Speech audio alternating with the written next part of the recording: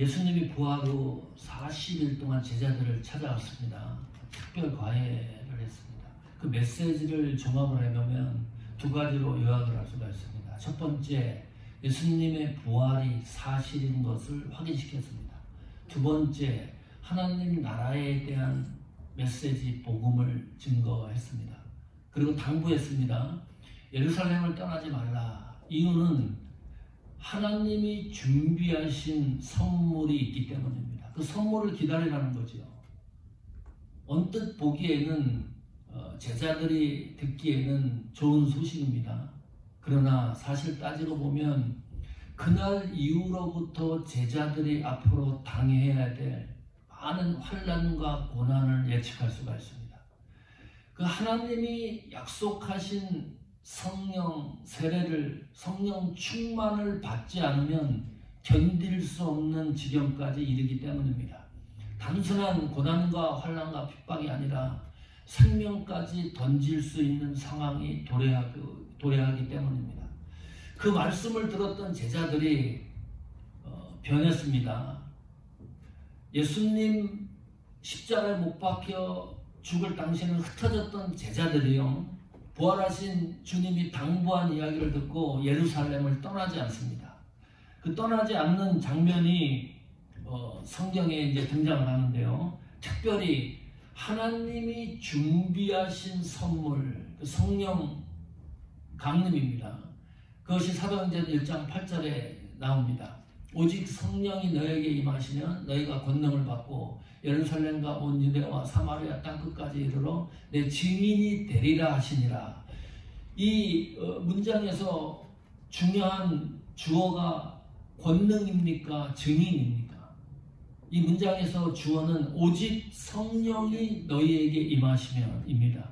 다른 말로 하면 사람들의 요청에 의해서 성령이 오는 게 아닙니다. 사람들의 지시에 의해서 성령이 움직이는 것이 아닙니다. 영어 성경에는 The Holy Spirit comes on you 라고 되어 있습니다. 성령이 자의적으로 제자들을 찾아오는 겁니다. 그래서 그것을 선물이라고 성경이 이야기를 했습니다. 성령이 너희에게 임하시면 어떤 일이 일어나느냐? 권능과 증인이 되는 역사가 일어난다. 성령 자의적으로 오시는 것이기 때문에 이것은 성령의 절대 주권이라고 얘기를 합니다. 그런데 의문점이 있어요. 이상하죠? 예수님 제자들이 성령 받지 않은 사람들인가요?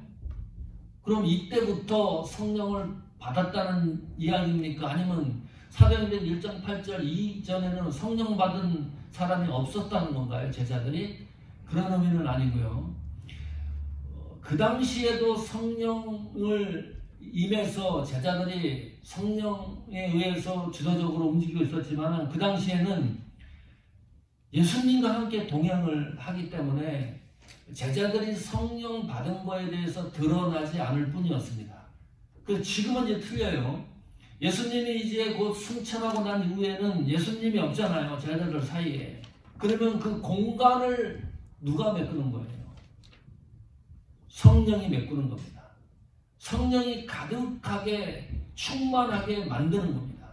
그 일을 성령에 의하여, 하나님에 의하여 주도적으로 움직이겠다고 하는 약속을 했기 때문에 제자들이 움직이지 않고 있었습니다. 성령이 임하면 나타나는 현상 두 가지입니다. 권능을 받는다. 이 권능이 뭐지요?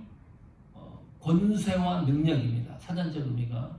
법률적으로 사용을 하면 이 권능이라는 이 단어가 권리를 행사할 수 있는 능력의 범위, 그것이 권능이라는 뜻입니다. 우리는 권리가 있죠. 권세가 있습니다. 하나님 자녀의 권세가 있습니다. 시민권자는 권리가 있나요? 시민권자도 권리가 있습니다. 시민권자 권리 중에 가장 대표적인 것이 투표권입니다.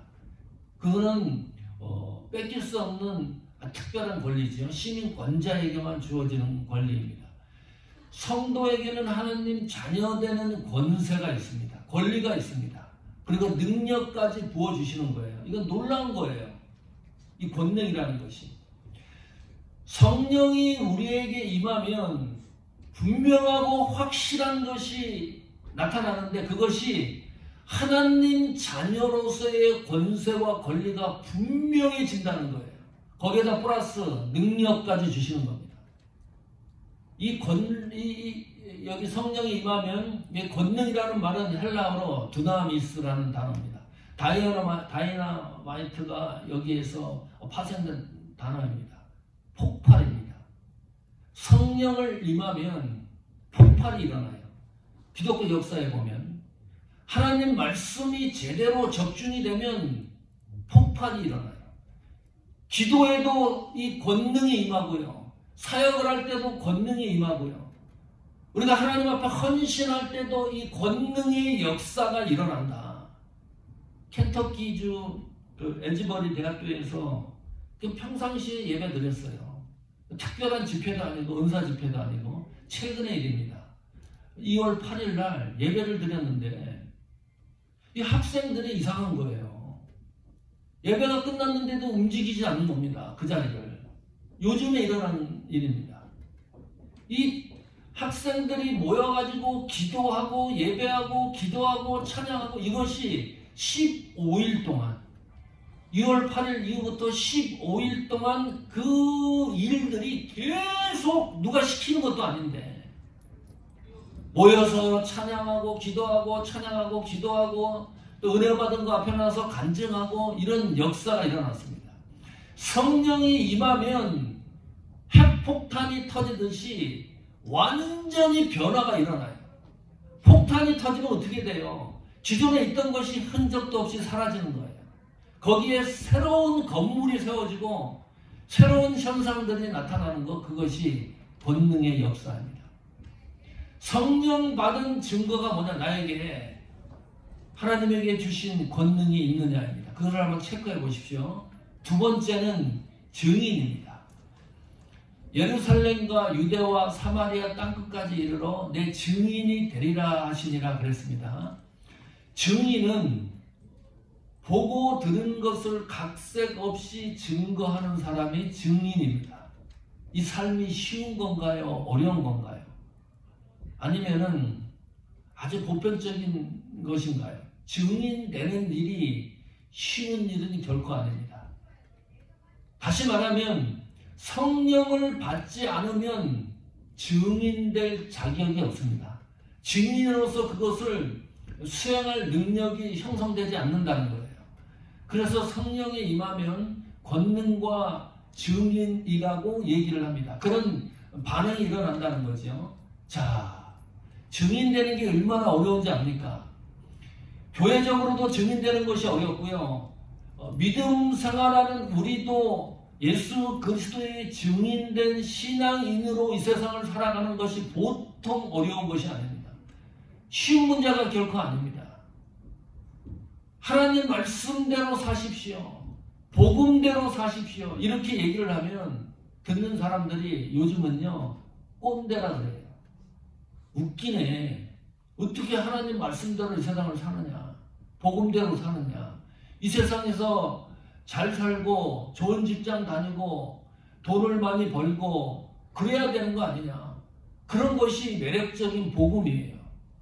그런 거 없어도 복음대로 말씀대로 살라고 외치면 그 복음의 메시지를 받아들이는 이 시대가 아니라는 거예요. 증인되는 게 이렇게 어려운 거예요.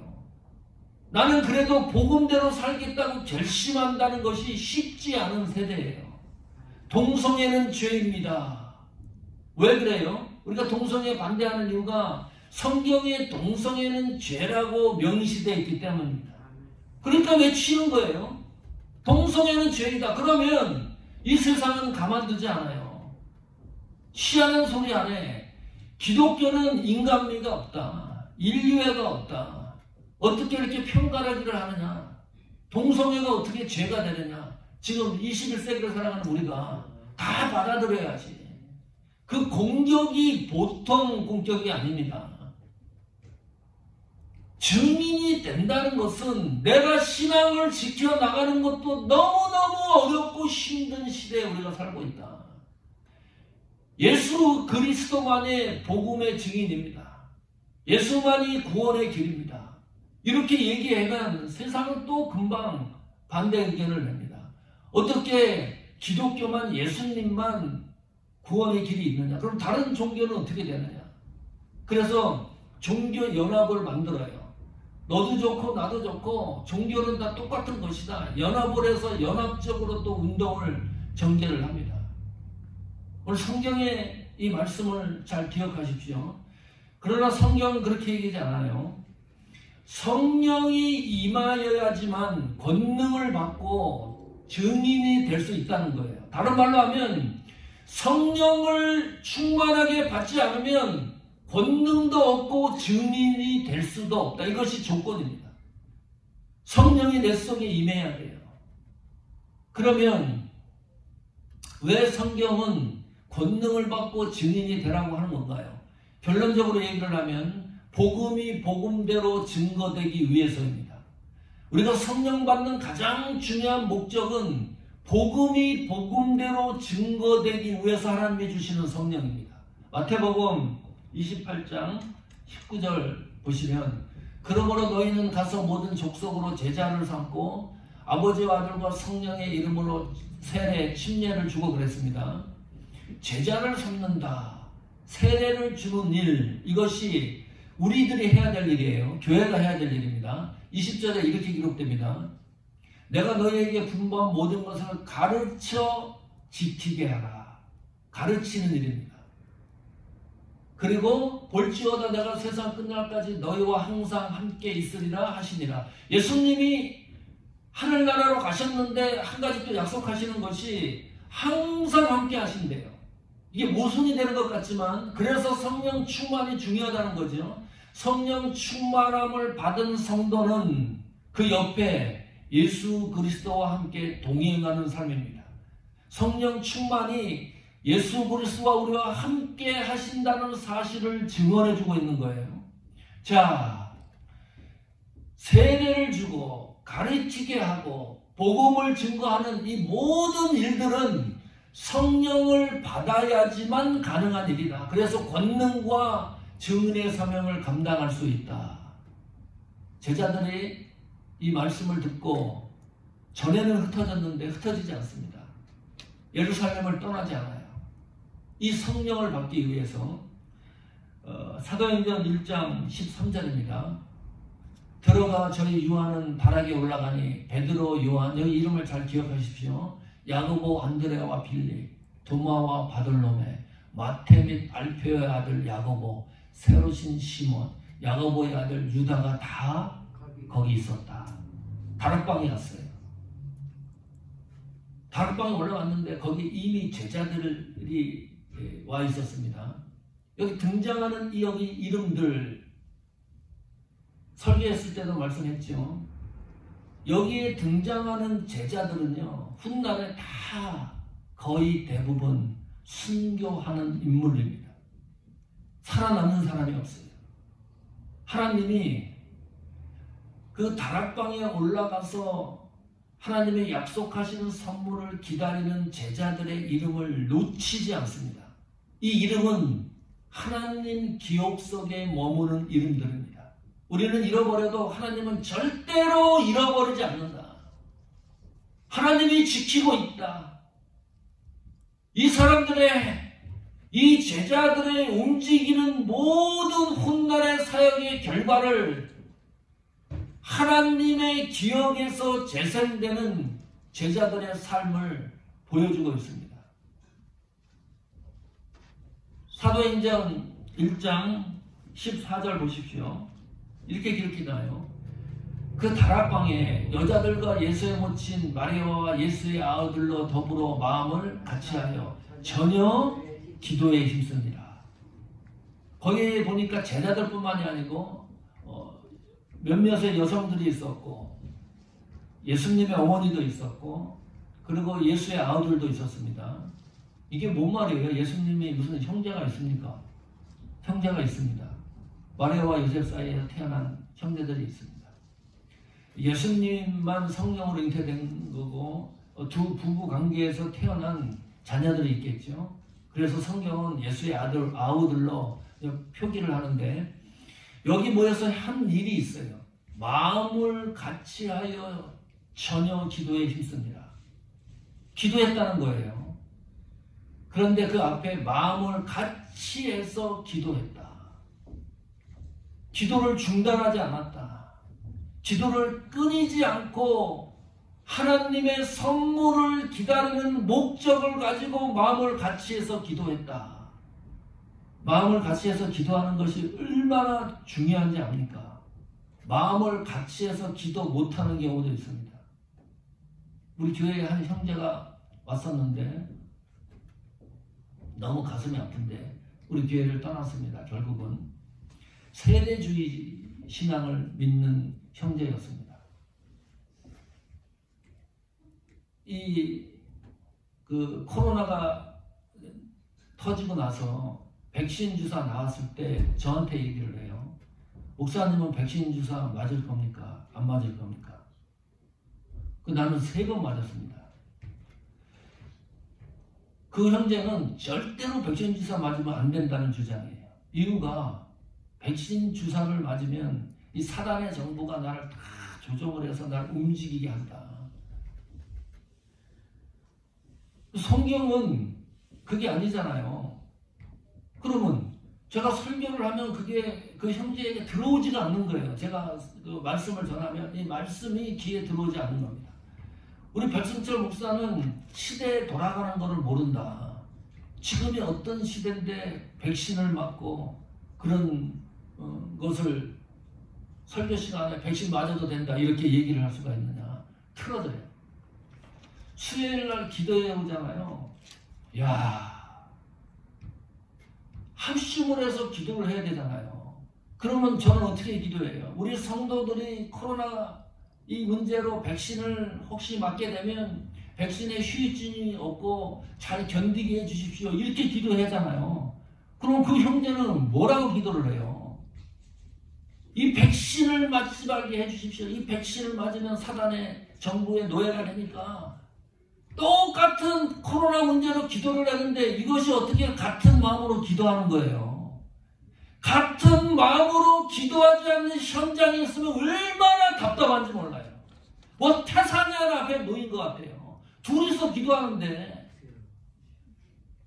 얼마나 답답한지. 여기 성경에 기록대로 마음을 같이하여 전혀 기도에 힘을 쓸 수가 없어요.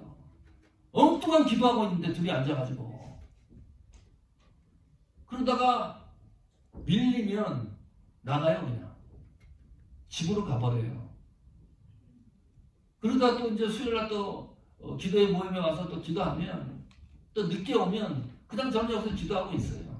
방법이 없어요. 이제 혼자서 기도하고 있어요. 수요 기도회 뭐 성경 읽지도 않고 계속 기도만 하고 있어요. 그 왔다가 기도하고 또 가요. 도저히 이게 마음을 같이하여 전혀 기도에 힘쓸 수가 없는 거라. 이게 영적으로요. 이것이 뭐가 어긋나니까 함께 기도하는 게 너무너무 힘든 거예요. 방향성이 틀리기 때문에. 여기 사도행전 1장 14절은 거기에 모였던 무리들이 마음을 같이 해서 전혀 기도에 힘썼다. 놀라운 일들이 일어나는 거잖아요. 사도행전 1장 15절 보십시오. 이렇게 기록됩니다. 같이 읽습니다. 시작. 모인 무리의 수가 한 120명이나 되더라. 그때 베드로가 그 형제 가운데 일어서서 가로되 그랬죠. 120명이 된 거예요. 이 다락방에 올라갔는데 120명이 모일 수 있는 그런 사이즈였나 봐요. 자, 이 다락방이 누구 집의 다락방입니까? 혹시 알고 계시는 분? 모르세요? 들어보지도 못하셨나? 오순절 성령 강림은 누구 집에서 일어난 일이죠? 네? 베드로? 마가. 그래 보통 마가의 다락방 그러지요.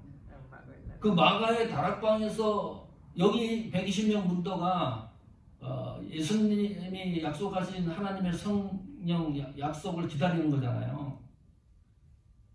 오순절날까지 기다리는 겁니다. 자, 그런데 여기가 마가의 다락방이라는 것이 성경 기록에 있나요, 없나요? 확인해 보신 적 있습니까? 없어요. 이게 정설로 이제 굳어졌어요. 어디서 들으셨어요? 성경 어디에, 여기 성경에도 모임 무리수가 120명이나 되더라 그랬고, 아까 13절에도 다락방에 모였다 그랬지, 여기가 마가의 다락방이라고 기록한 일이 없습니다.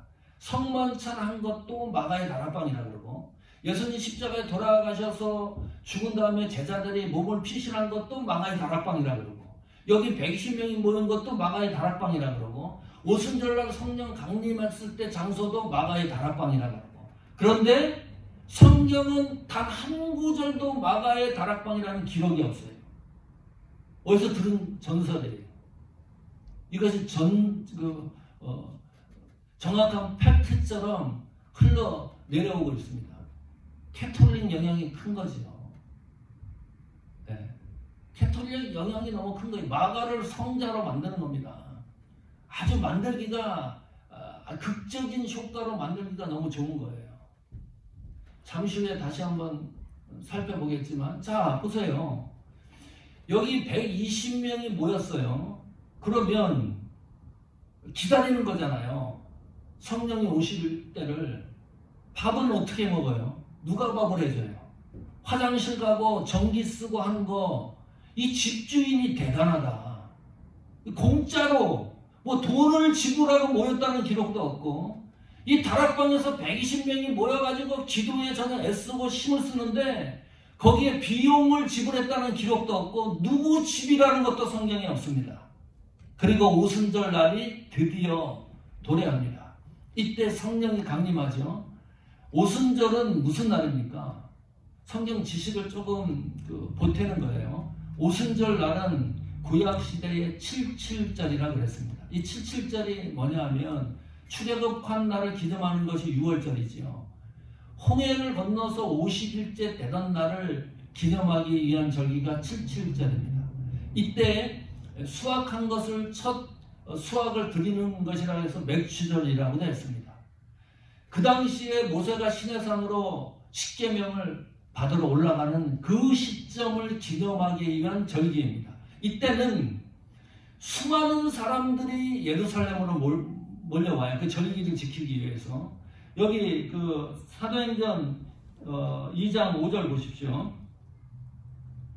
그때 경건한 유대인이 천하 각국으로부터 와서 예루살렘에 우거하더니, 오순절이 가까웠기 때문에 이 절기를 지키기 위해서. 다시 2장 2절 보십시오. 사도행전, 저희 앉은 온 집에 가득하며 그랬습니다. 여기는 온 집이라 그랬죠. 이 집이 도대체 어떤 집이에요? 아까 110명이 모였던 그 집을 얘기하는 겁니까? 다른 집을 이야기하는 겁니까? 사도행전은 누가 쓴 거죠? 누가가 쓴 겁니다. 이 장소 구분이 지금까지 신학적 논쟁이 되고 있어요. 이것이 마가의 다락방이라고 생각을 하고 이야기를 하는 거죠. 근데 성경은 어디에도 또 마가의 다락방이라는 기록이 없어요. 자, 누가가 기록한 다른 성경 한번 확인해 보십시오. 누가복음 24장 51절 보십시오. 축복하실 때에 저희를 떠나 하늘로 올라오시니 그랬지요. 52절, 저희가 그에게 경배하고 큰 기쁨으로 예루살렘으로 돌아갑니다. 예루살렘 떠나지 말라 그랬으니까. 이건 누가가 기록한 거예요. 사도행전도 누가 기록한 거죠. 사도행전도 누가, 이 저자가 기록한 겁니다. 그런데 누가복음 24장 53절에는 제자들이 어디에 모였는가를 정확하게 기록을 해놓고 있어요. 늘 성전에 있어 하나님을 찬송하니라. 이건 팩트입니다. 그럼 제자들이 예루살렘을 떠나지 않냐고 늘 모였던 장소가 성전이구나. 그러면 사도행전에 등장하는 이 집은 성전일 가능성이 있다. 왜 그럴까요? 누가복음 19장에 보면 예수님이 성전 정화 작업을 하고 누가복음의 저자 누가가 그렇게 기록해놔요. 이 성전은 기도하는 하나님의 집이라 그랬습니다. 그 성전을 집으로도 묘사를 했습니다. 그렇다고 이게 또 정확한 것도 아니에요. 제자들이 모인 이 장소가 그렇다고 해서 성전이다라고 정확하게 못 박을 수도 없다. 분명한 거는 마가의 다락방이라는 기록의 성경이었고, 성전인 가능성이 이해하기 위해서는 더 가까운 것이고, 만약에 이 집이 누구 집이라고 성경에 밝혀놨으면 지금까지 대대로 후손들은 먹고 살 거예요. 이 집이 너무 유명해지니까. 네. 아마 예수님 태어난 것보다 더 유명할지도 몰라요. 그 정도로 부를 축적할 수도 있는 상황입니다. 성경을 읽을 때 하나님이 이 기록된 말씀을 통해서 나에게 어떻게 말씀하실까에 귀를 기울이셔야 됩니다. 성경을 읽을 때 내 지식과 관습과 전통을 가지고 안경을 끼고 성경을 읽으면 여기에 등장하는 이 집은 오순절날 성령 강림의 이 역사는 어떻게 해요? 이거는 마가의 다락방이라고 고정되는 거예요. 그러다 보면 성경의 정보가 잘못되니까 하나님 말씀의 진리의 역사, 은혜를 우리가 감당하는 데 있어서 부적절한 상황들이 일어날 수 있다. 그거 한번 다시 한번 생각을 해야 될 필요가 있고요. 자, 성령이 드디어 오순절날 강림을 하는데 제자들에게 그 성령 강림을 성경은 눈으로 시각적으로 묘사를 해놔요. 아주 독특한 거예요. 사도행전 2장 2절 보십시오. 그때의 경건한 사도행전 2장 2절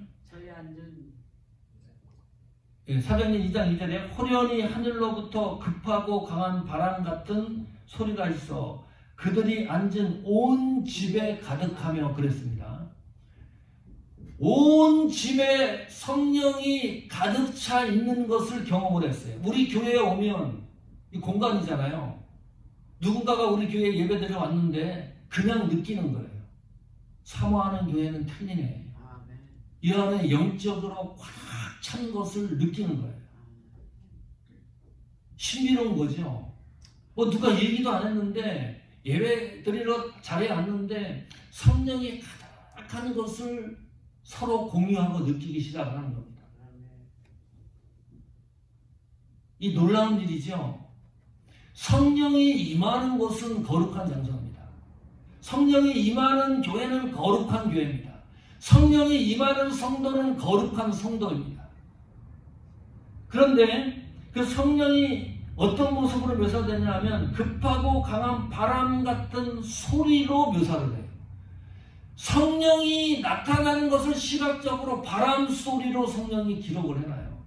하나님이 얼마나 다급했으면 자기 마음을 뒤집어서 바람 소리로 이야기를 합니까?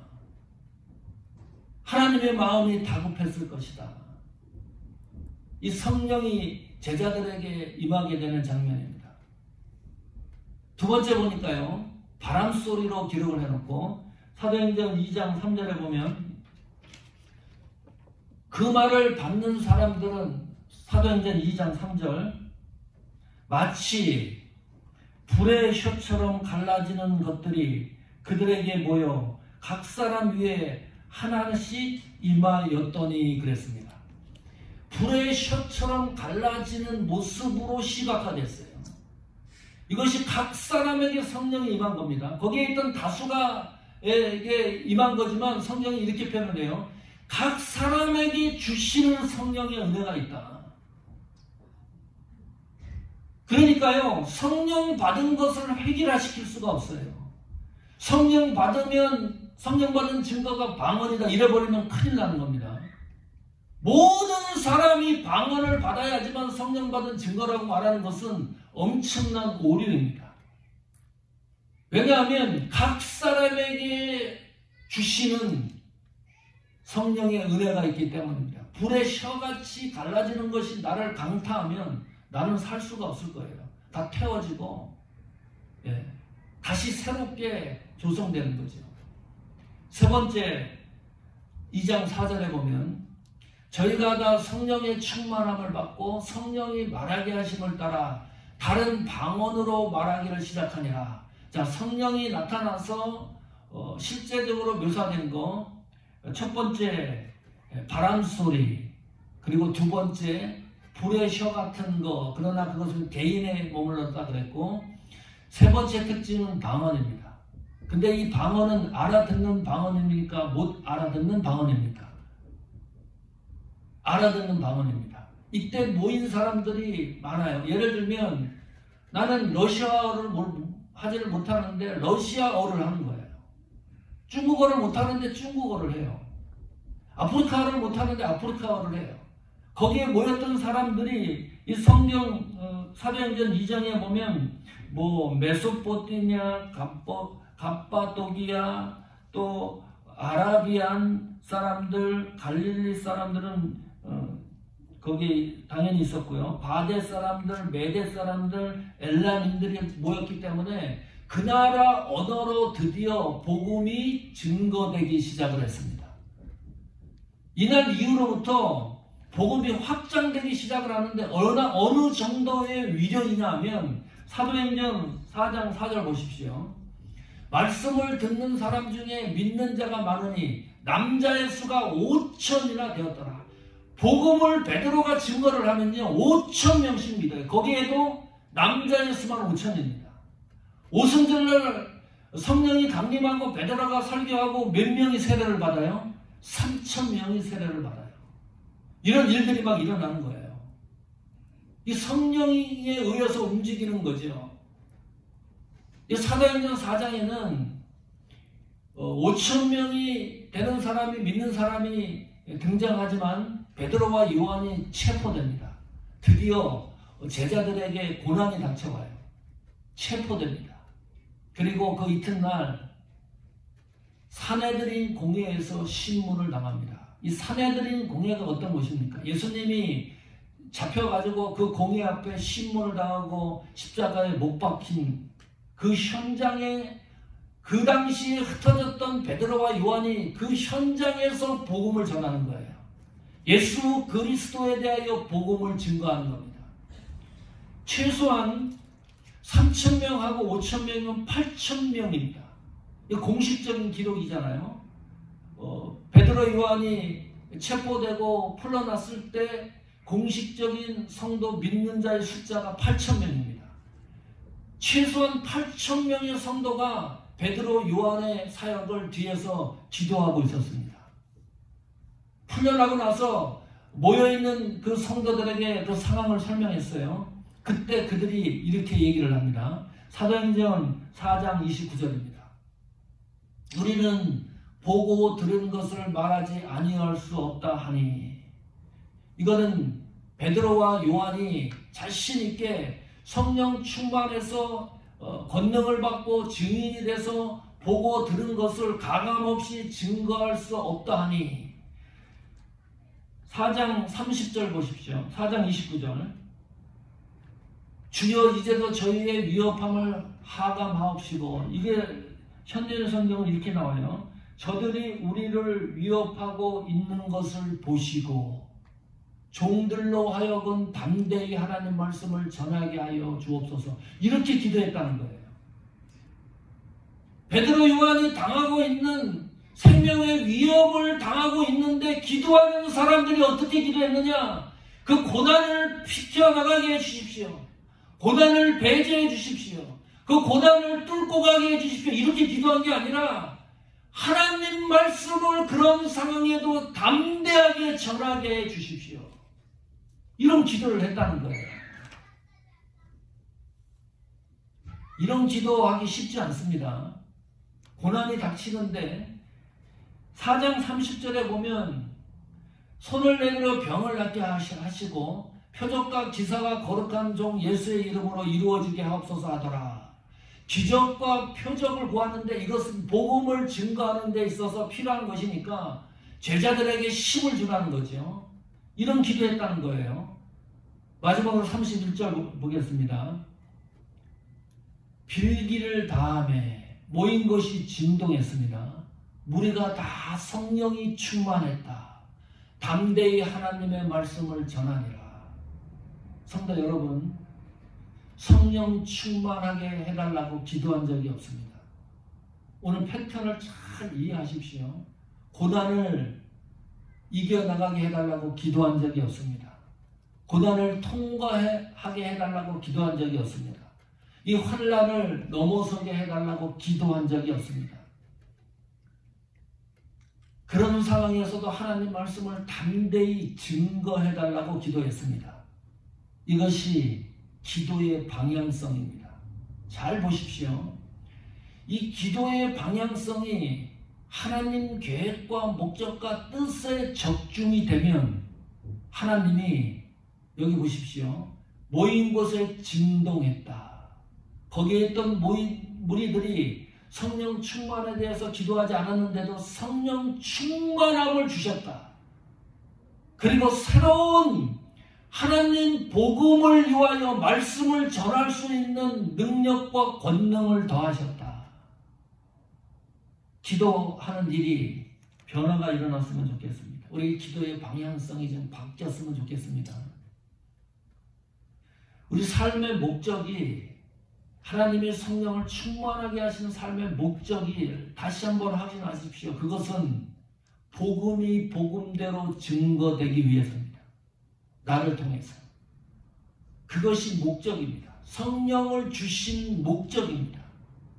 무슨 성령을 주셔갖고 병을 고치고 이 세상 잘 살게 하기 위하여 하나님이 우리가 성령을 주신 것이 아니라 하나님이 우리에게 성령을 충만하게 하신 이유는 나를 통해서 복음이 복음대로 증거되게 하기 위해서입니다.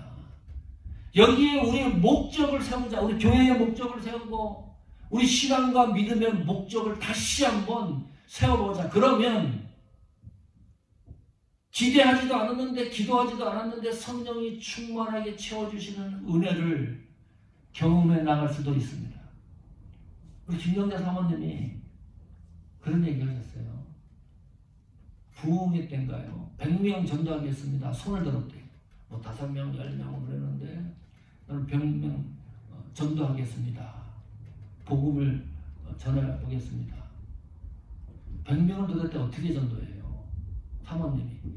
한국 같으면 전철 타고 버스 타고 다니는 사람들 있으면 전도지도 주고 그러는데 운전도 못 하시죠. 미국에는 불가능하잖아요. 거의 사람 만나는 것도. 거의 또 교회 다니는 사람들이고.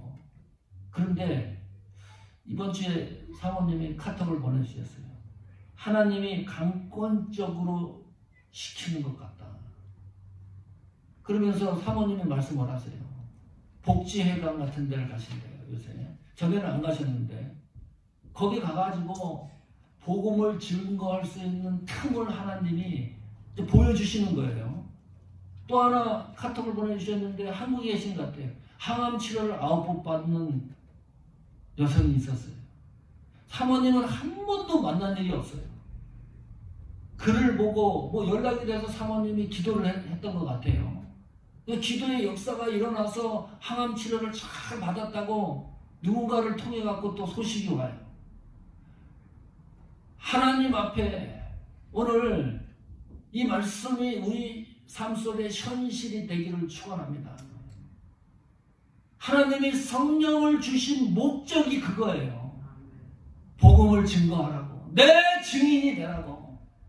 권능을 주신 이유가 이 세상을 무슨 슈퍼스타처럼 살라고 주신 것이 아니라 권세와 능력과 파워를 주신 이유는 하나님의 증인으로 이 세상을 당당히 살아가고 하나님의 증인된 사역을 감당하고 복음을 복음대로 증거할 수 있는 그 삶을 살도록 하시기 위해서 주신 것이 성령 충만 아닙니까? 그 역사를 다시 한번 쓰시기를 축원합니다.